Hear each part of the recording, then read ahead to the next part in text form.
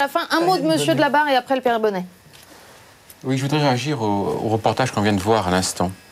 D'abord pour dire que je dirais que la preuve est rapportée par ce reportage que l'enseignement catholique français, c'est d'abord un enseignement populaire. J'ai entendu tout à l'heure ce qui a été dit. On a tendance à voir l'enseignement catholique français uniquement à travers quelques fleurons. En particulier quand on est journaliste parisien, on a tendance à ne voir que ces établissements de centre-ville, qui sont des établissements dont on est fier. Mais pour autant, ça n'est pas la réalité, ça n'est pas la chair de l'enseignement catholique. Madame qui habite Tourcoing sait ce qu'est l'enseignement catholique à Tourcoing. Ça n'est pas un enseignement catholique pour des privilégiés et pour des bourgeois. Si on va en Bretagne, si on va dans les Pays de Loire, on voit bien ce qu'est l'enseignement catholique français. C'est un enseignement catholique bien implanté dans la réalité sociale de ce pays.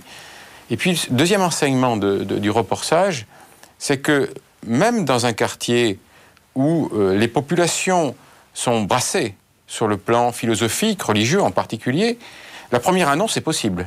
Et la première annonce, elle est faite. Fini, il y a le Père Bonnet qui voulait réagir. Oui, Paul Claudel disait que la tolérance, il y avait des maisons pour ça. Et moi, je voudrais qu'on bannisse ce terme quand il est utilisé pour tolérer des concepts ou des modes de fonctionnement de l'homme qui sont pervers. Vous voyez, autant on doit être tolérant vers les personnes, vous voyez, autant est, non, non. Tout le reste vient du malin. Et moi, je pense qu'il faut au moins dans ce soubassement de l'éducation qui est l'ordre naturel, être sûr, voyez, que notre anthropologie est défendue par l'ensemble du corps professoral et par le directeur d'établissement, et pas uniquement par la pastorale de l'établissement, hein, mais très souvent dans des lycées d'enseignement général où le niveau est très bon, hein, alors on tolère tout, et c'est là où on trouve des manuels de SVT à vomir vraiment, y compris quand j'étais à Rome, hein, dans l'établissement catholique de Rome, rentrant dans la classe de mes terminales où je faisais de la catéchèse, je tombe sur le manuel de SVT, je commence à le parcourir, c'était innommable, c'était la pub pour la pilule du lendemain, pour la contraception, pour le préservatif, et j'allais dire l'IVG dans la foulée, hein. Anne Coffinier, vous participez alors à cette invitation de Monseigneur Quatennose, de remettre Évidemment, tout sur la table? L'urgence des urgences, c'est de reprendre en main la formation.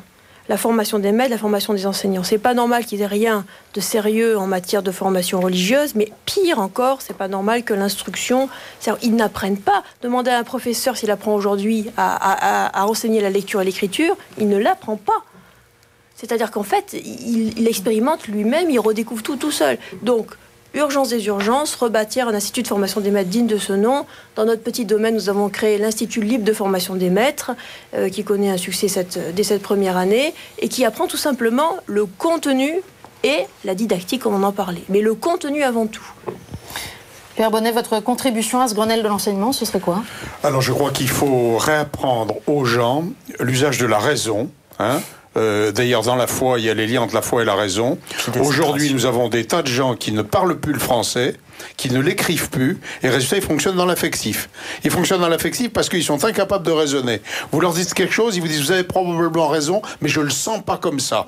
Et ça coupe la communication inéluctablement. On est dans l'émotionnel, dans l'affectif, on est incapable de prendre du recul sur les émotions en exprimant clairement en français les choses. C'est pour ça que je crois que la règle de 3 est quelque chose d'important.